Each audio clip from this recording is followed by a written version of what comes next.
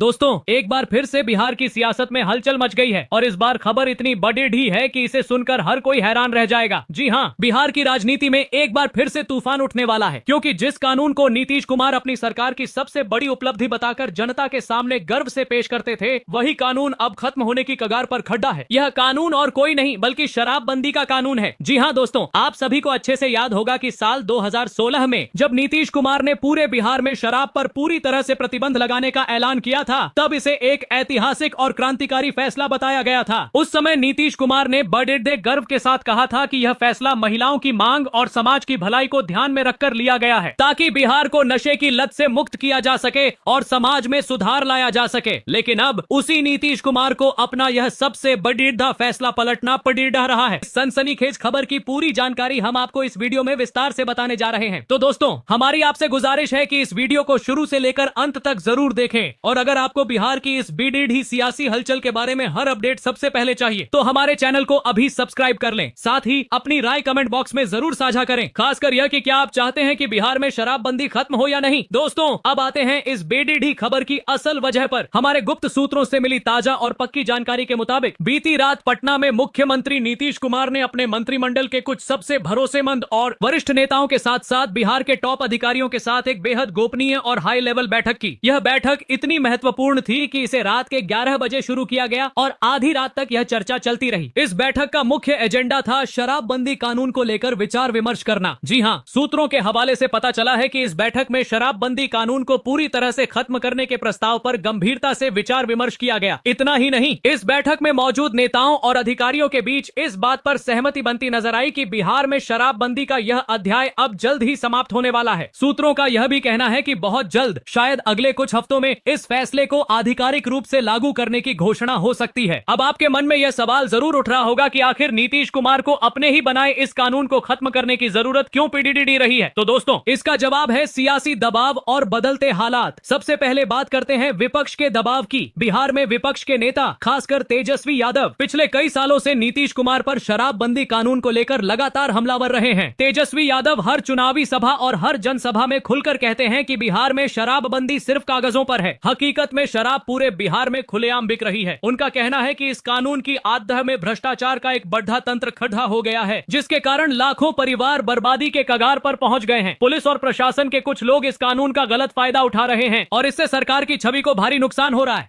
वहीं दूसरी ओर प्रशांत किशोर भी अपनी जनसूरज पार्टी के जरिए शराबबंदी कानून पर सवाल उठाते रहे हैं। उनका कहना है कि यह कानून गरीबों के लिए एक सजा बन गया है। गरीब लोग छोटी मोटी शराब की बोतल के साथ पकड़े जाते हैं और उन्हें जेल की सलाखों के पीछे डाल दिया जाता है, जबकि बड़े शराब माफिया इस कानून की आढ़ में करोड़ों की कमाई कर रहे हैं। प्रशांत किशोर का यह भी कहना है कि शराबबंदी ने बिहार में अवैध शराब के कारोबार को और बढ़ावा दिया है, जिससे नकली शराब की वजह से कई लोगों की जानें भी गई हैं। इन दोनों नेताओं के लगातार हमलों और जनता के बीच बढ़ती नाराजगी ने नीतीश कुमार पर दबाव बढ़ा दिया है। लेकिन दोस्तों, सिर्फ विपक्ष ही नहीं बल्कि नीतीश कुमार की अपनी पार्टी जेडीयू और उनके गठबंधन सहयोगी बीजेपी के कुछ नेता भी अब अंदर खाने शराबबंदी को खत्म करने के पक्ष में हैं। सूत्रों के मुताबिक इन नेताओं का मानना है कि शराबबंदी कानून की वजह से बिहार में उनकी सरकार की छवि को भारी नुकसान हो रहा है। जनता में नाराजगी बढ़ रही है, जगह जगह विरोध प्रदर्शन हो रहे हैं और सबसे बड़ी बात यह है कि इस कानून की वजह से सरकार को हर साल करोड़ों अरबों रुपए के राजस्व का नुकसान हो रहा है। इसके अलावा शराबबंदी लागू होने के बाद भी बिहार में अवैध शराब का कारोबार फल फूल रहा है, जिससे सरकार की साख पर सवाल उठ रहे हैं। यही वजह है कि नीतीश कुमार अब इस कानून को खत्म करने की दिशा में सोच रहे हैं, ताकि आगामी विधानसभा चुनाव से पहले जनता की नाराजगी को कम किया जा सके और सरकार की छवि को बेहतर बनाया जा सके। दोस्तों, अभी तक इस बड़े फैसले की आधिकारिक तारीख का ऐलान नहीं हुआ है, लेकिन गुप्त सूत्रों से मिली जानकारी के अनुसार अक्टूबर या नवंबर के महीने में कभी भी यह बड़ा ऐलान हो सकता है। मंत्रिमंडल की अगली बैठक में इस प्रस्ताव पर अंतिम मुहर लगने की संभावना है और जैसे ही यह फैसला लागू होगा, वैसे ही बिहार में शराब की बिक्री फिर से शुरू हो जाएगी। अब जरा सोचिए, बिहार की जनता ने पिछले 9 सालों से शराबबंदी का बोझ उठाया है। इस दौरान कई परिवारों ने नकली शराब की वजह से अपने लोगों को खोया, कई लोग जेल गए और अवैध शराब का कारोबार बढ़ता गया। अब अगर शराबबंदी खत्म होती है और शराब की बिक्री खुलेआम शुरू हो जाती है, तो इसका बिहार के समाज पर क्या असर पड़ेगा? कुछ लोग कह रहे हैं कि इससे सरकार को भारी राजस्व मिलेगा, जिससे बिहार के विकास कार्यों में तेजी आएगी। वहीं कुछ लोगों का मानना है कि शराब की खुली बिक्री से अपराध बढ़ सकते हैं और समाज में नशे की लत फिर से बढ़ जाएगी। लेकिन सच यह भी है कि शराबबंदी के बावजूद बिहार में अपराध कम नहीं हुए थे, बल्कि अवैध शराब का कारोबार और माफिया तंत्र और मजबूत हो गया था। दोस्तों, इस खबर ने बिहार में एक नई बहस छेड़ दी है। सोशल मीडिया पर लोग खुलकर अपनी राय रख रहे हैं। कोई इसे नीतीश कुमार का यूटर्न बता रहा है, तो कोई कह रहा है कि यह फैसला सिर्फ चुनाव से पहले जनता को लुभाने के लिए लिया जा रहा है। विपक्ष इसे अपनी जीत बता रहा है, जबकि जेडीयू और बीजेपी के नेता इसे एक व्यावहारिक और जरूरी कदम बता रहे हैं। तेजस्वी यादव ने पहले ही कई बार कहा है कि शराबबंदी सिर्फ गरीबों के लिए है। अमीर लोग तो आज भी अपने फार्म हाउस और होटलों में शराब की पार्टियां कर रहे हैं, लेकिन पुलिस गरीब मजदूरों को पगडीडी डाहकर जेल भेज देती है। अब नीतीश कुमार शायद यही सोच रहे हैं कि अगर यह कानून वाकई में जनता को राहत नहीं दे पा रहा है और उल्टा उनकी सरकार की छवि को नुकसान पहुंचा रहा है, तो इसे खत्म करना ही बेहतर होगा। सूत्रों के हवाले से यह भी खबर है कि इस गोपनीय बैठक में कुछ अधिकारियों ने सुझाव दिया कि अगर शराबबंदी हटाई जाती है तो शराब की बिक्री को नियंत्रित करने के लिए कुछ सख्त नियम बनाए जाएं। मसलन शराब की दुकानें सिर्फ सीमित समय के लिए खुलें और शराब पर भारी टैक्स लगाकर सरकार की आय बढ़ाई जाए। इससे एक तरफ जनता को खुलेआम शराब उपलब्ध होगी, जिससे अवैध कारोबार पर लगाम लगेगी, और दूसरी तरफ सरकार को करोड़ों रुपए का राजस्व मिलेगा, जिसे बिहार के विकास कार्यों में इस्तेमाल किया जा सकता है। अब सवाल यह है कि नीतीश कुमार यह बेदरिदा फैसला कब लेंगे। अभी तक कोई आधिकारिक तारीख तय नहीं हुई है, लेकिन जो संकेत मिल रहे हैं वे साफ बताते हैं कि आगामी विधानसभा चुनाव से पहले नीतीश कुमार जनता को यह बड़ा तोहफा देने की तैयारी में है, और यह तोहफा होगा शराबबंदी कानून को पूरी तरह से खत्म करना। दोस्तों, जरा सोचिए, जब यह ऐलान आधिकारिक रूप से होगा तो बिहार की सियासत में कितना बड़ा धमाका होगा। विपक्ष कहेगा कि उनकी मांग पूरी हुई, जनता के बीच हंगामा मचेगा और सोशल मीडिया पर नीतीश कुमार को लेकर तरह तरह की बातें होंगी। कुछ लोग इस फैसले से खुश होंगे, कुछ लोग नाराज होंगे, लेकिन एक बात तो पक्की है कि यह मुद्दा